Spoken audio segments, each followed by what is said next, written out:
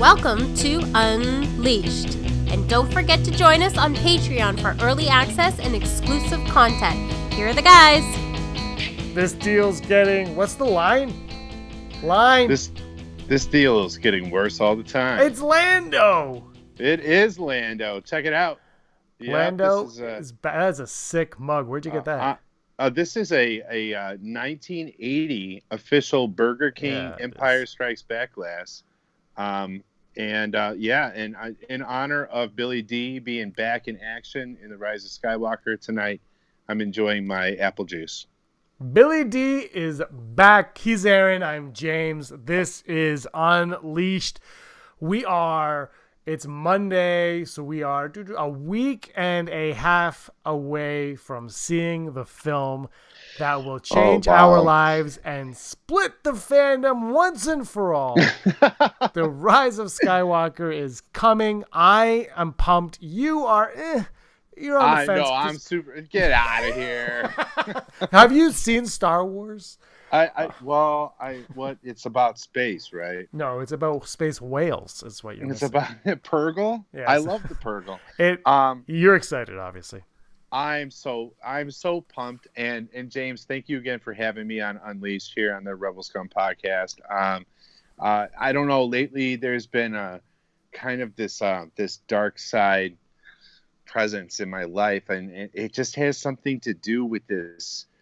I don't know. I just want to kind of just get a little word in here before we get started that I've just been really feeling the dark side overtaking me whenever I think about this Andrew Fantasia guy.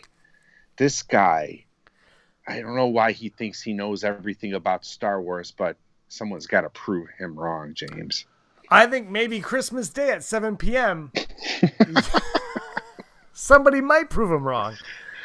I think, look, I know Andrew. I know he knows a lot about Star Wars, but he's never won a trivia contest. And neither have I. No. This is the thing. Like, something's going to happen, and I almost feel if you lose, not to jinx you, but if you lose, I will feel bad for you. I'll feel bad. Because I know you know a lot about Star Wars. Yeah, I guess. I think I do, but we'll see. See, here's just to let you know, you got to watch the Rebel Scum podcast 140. No, the live stream of Flying Casual with Den Allen from Patreon. Oh, yeah. Who faced Andrew Fantasia a year and a half, 2 years ago.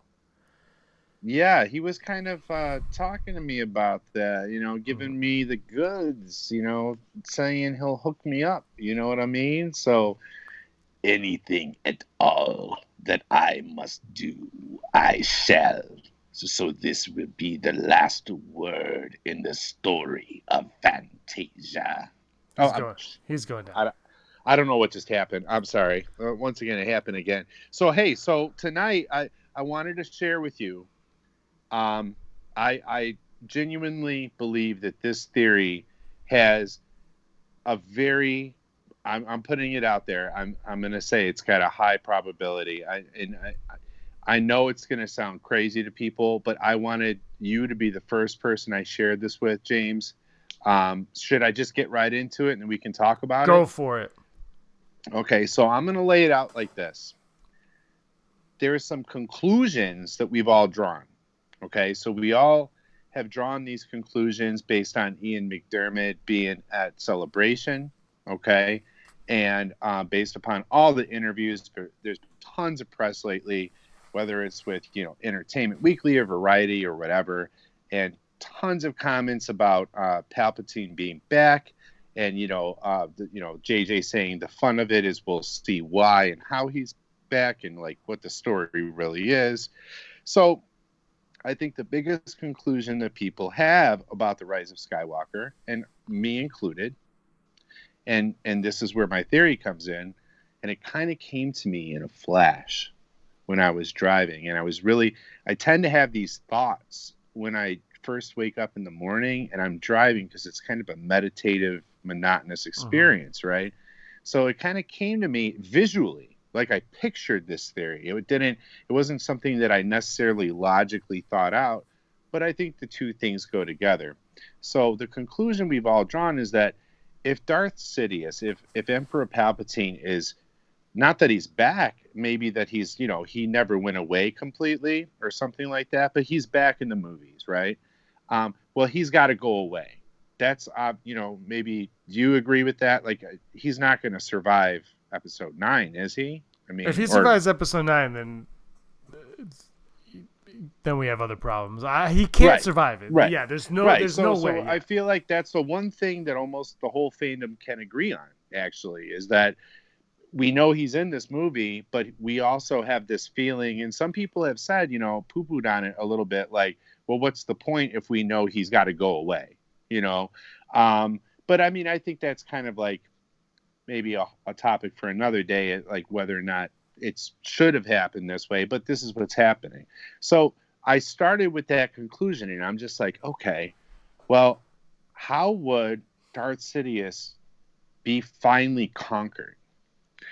And a part of this, I got to be honest, is that recently it kind of leaked out that one of the story treatments of the 300 scripts that were written for George Lucas's 1313 Underground show that never got developed fully and produced, you might have heard this story that there was this treatment George had of a backstory to Sheev Palpatine having this woman who, because of their failed relationship, sent him further down the path to the dark side.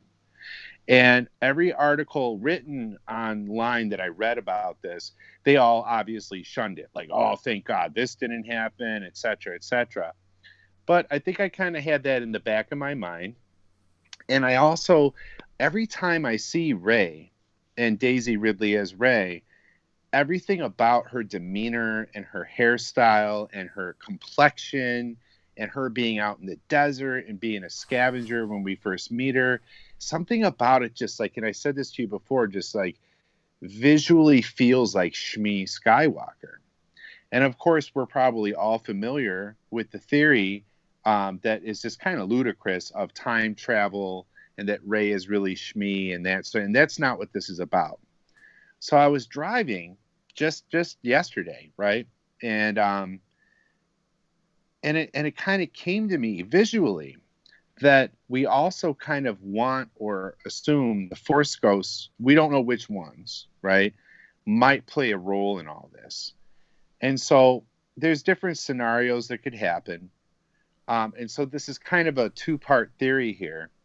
But I think, and here's the two parts, that ultimately, I don't think that Palpatine is we can look at him as just Sheev Palpatine. He is also Darth Sidious. And Darth Sidious would be, to me, the more imbued with the dark side. I don't want to call it a spirit or an entity because we don't really know a whole lot about the any kind of canonization that they might do of a Sith Force ghost, because George was very much against the idea. But let's just say that you've got this entity that's fueled by the dark side, and that's the name for Sheev Palpatine as a Sith Lord. But in the same way, we can't. I don't think that he can be defeated just in the physical realm, right?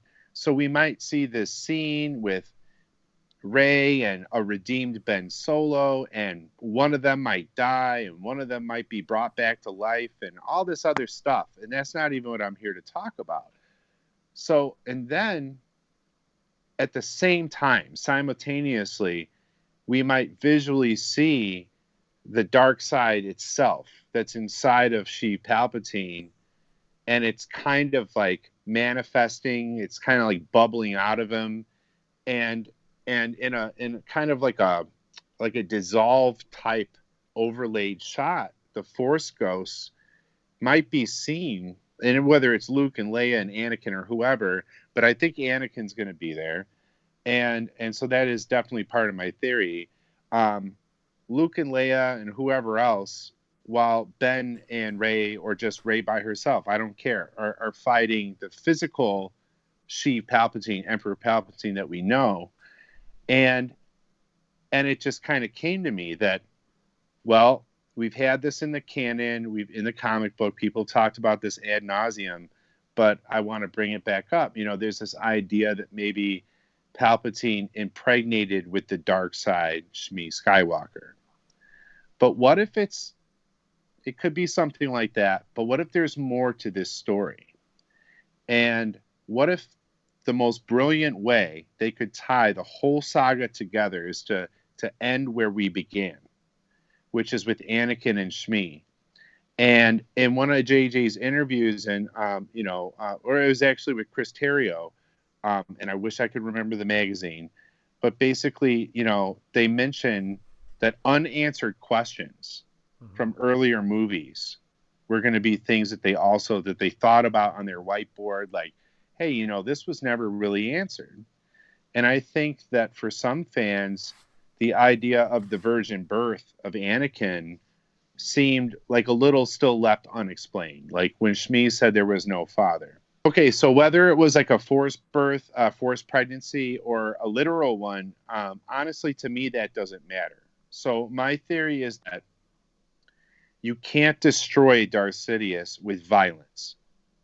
So I'm trying to keep to the roots of what does it mean for the light side to actually win? Mm-hmm.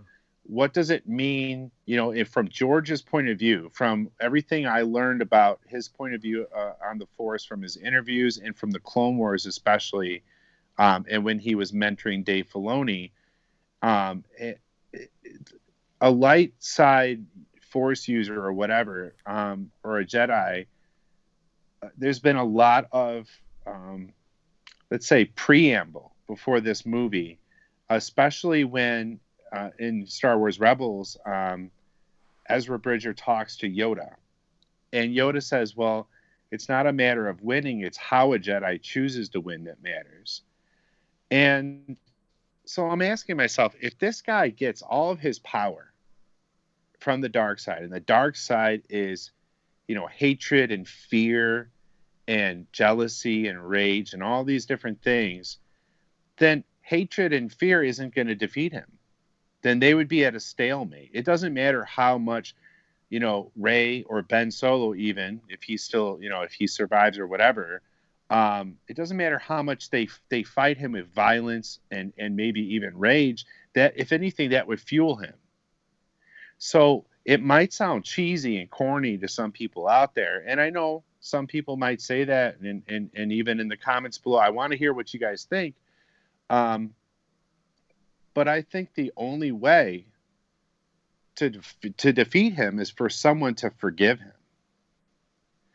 And I kind of saw this in a flash that Ben Solo's not in a position to forgive Sheev Palpatine. And even Luke Skywalker is not in a position. And nor is Leia Organa in a position to forgive him. There's nothing personal riding on it enough for them to be in that position where it would make sense to me as an audience member. But if we find out and we see Anakin Skywalker's Force ghost, and he says to like the spiritual side of Darth Sidious, hello, and I'm not saying that that's the exact line, but he's there, and they're kind of doing battle on this spiritual realm, and the other Force ghosts are keeping him at bay, like surrounding him. I pictured them circling him. And then Anakin appears, and he says, I have someone here with me who needs to talk to you. And he drops the bomb of all bombs, and the whole theater goes silent. And this, like JJ said, it's going to make a lot of fans happy, and it's going to infuriate some fans, what we do in this movie.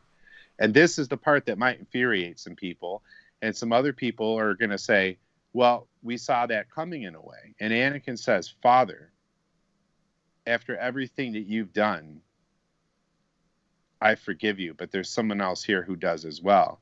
And then we see this exchange, and there's no explanation for this. It's not like Shmi Skywalker had training from the Force priestesses like Yoda did in the Clone Wars. I don't care about that, okay?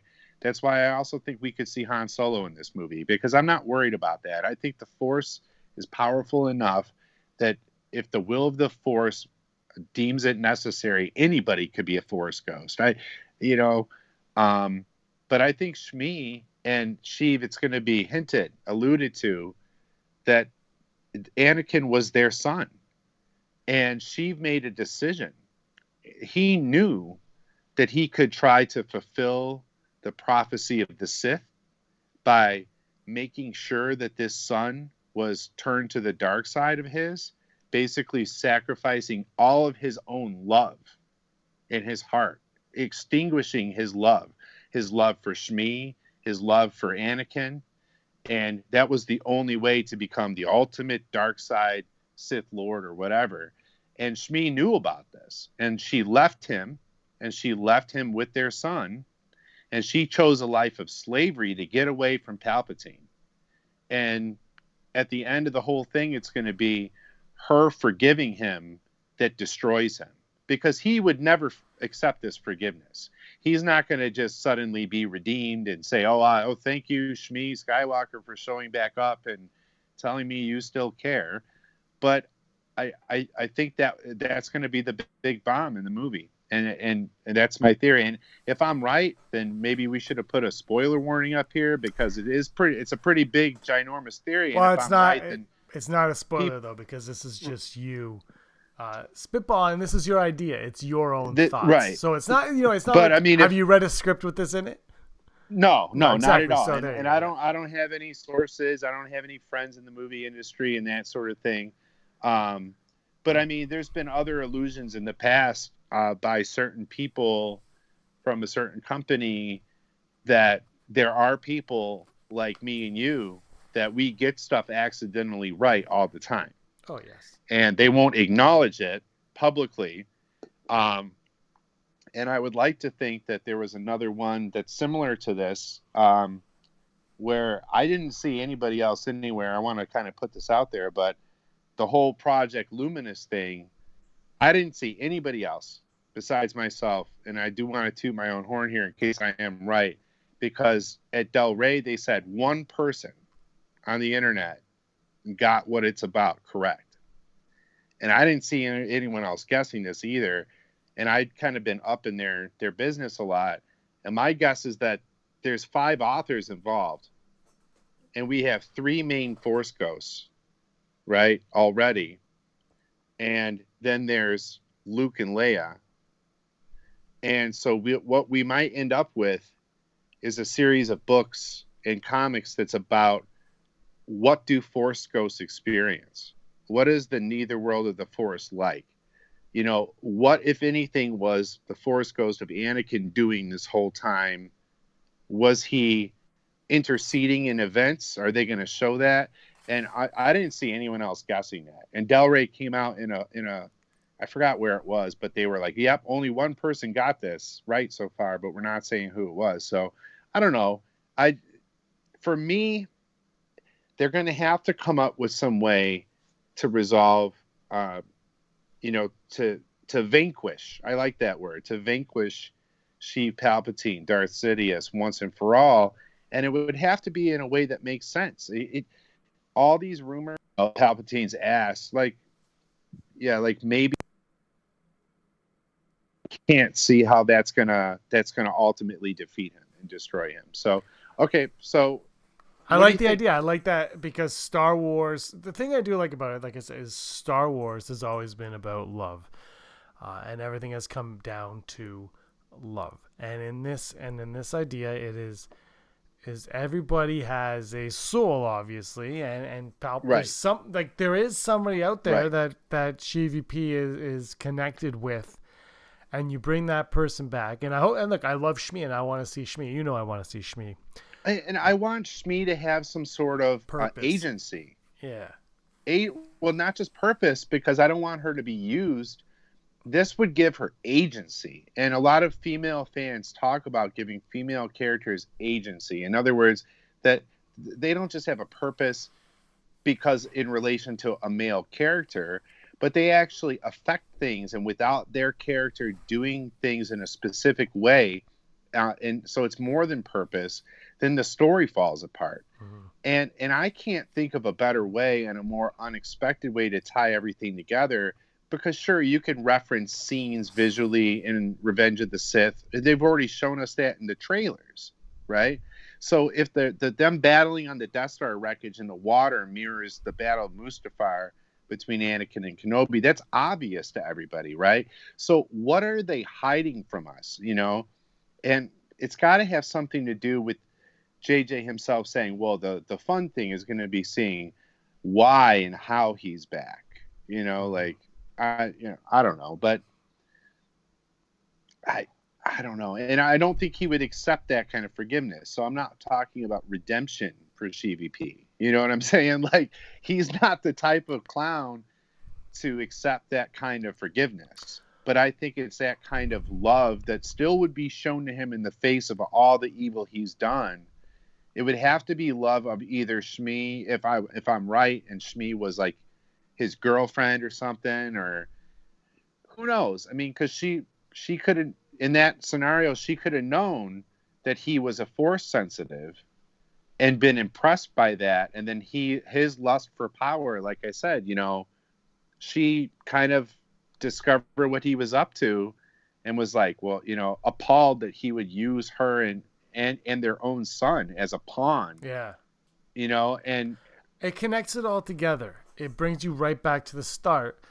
And you know, I hope they have the blurgs to go back to the prequels and use the prequels more. You know, I hope they can go back and take advantage of that. And I would love to see Shmi come back, and I'd love to see like Shmi, you know, serve the story a little bit more than just. I want to hear, but I want to hear from you though. Like, you know, like we don't do this enough, you and I think, because sometimes people, you know, who are watching, they might take it the wrong way. So I'll like verbalize it.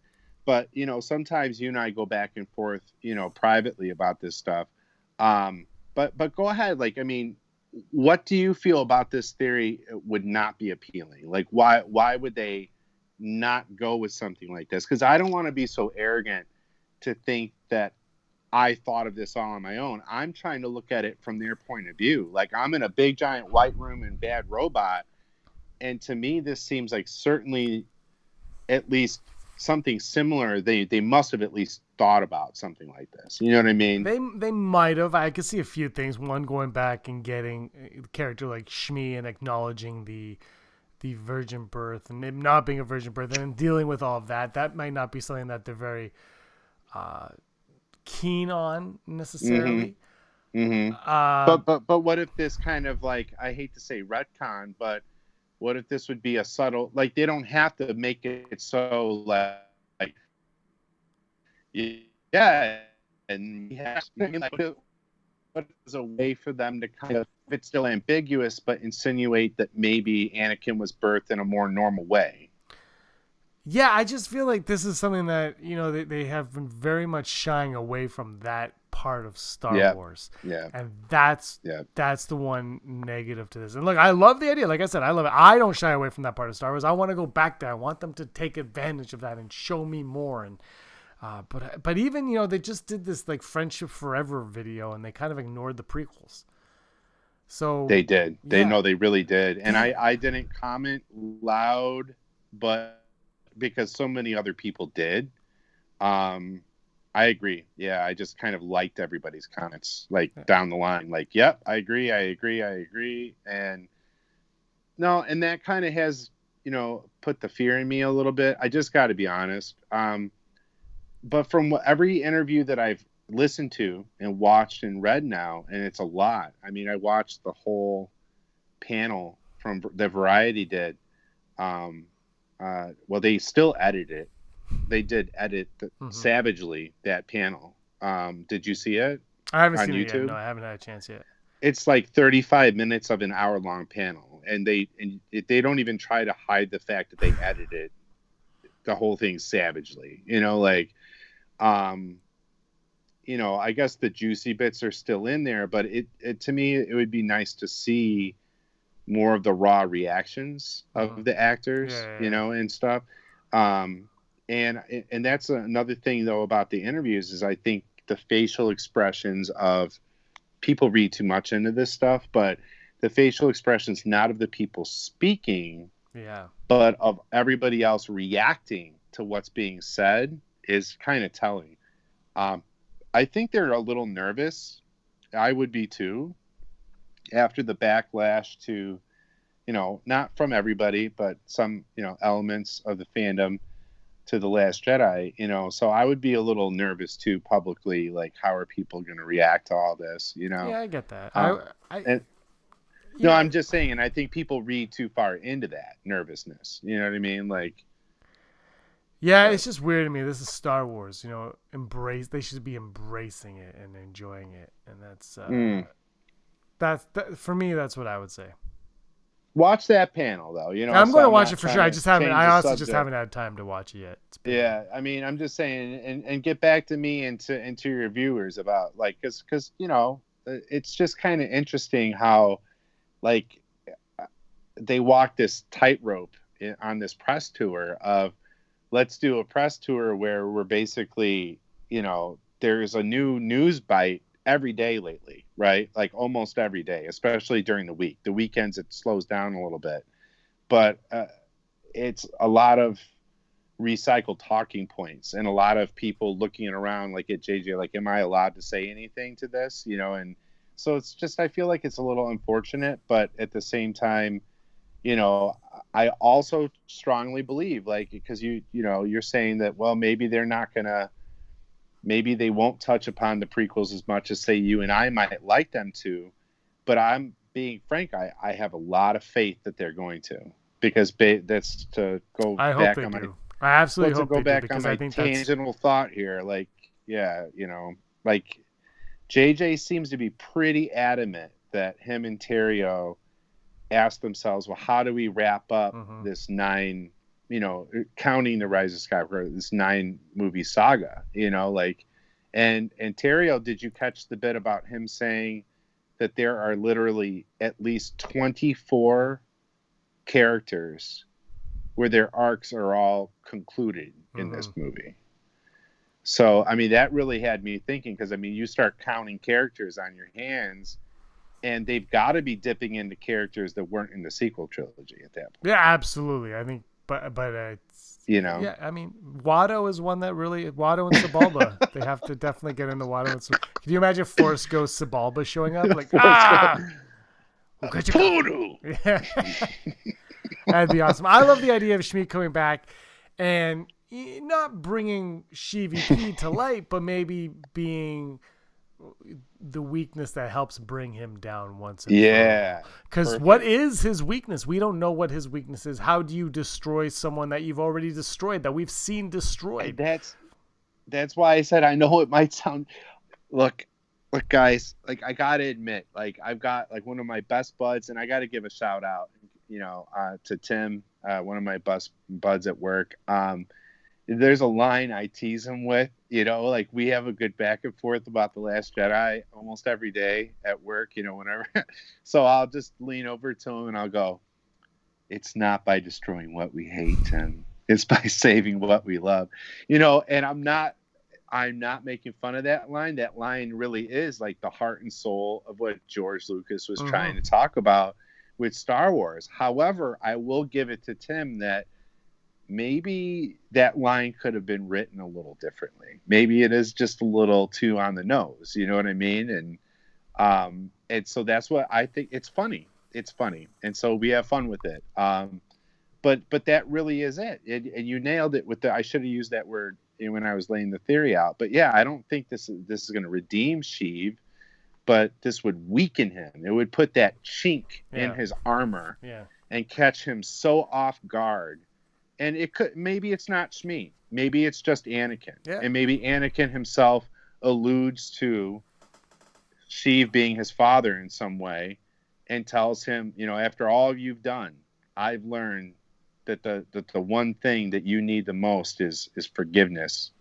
The way my son forgave me. And that line right there would insinuate he's saying that he's his dad just by, referencing Luke, right?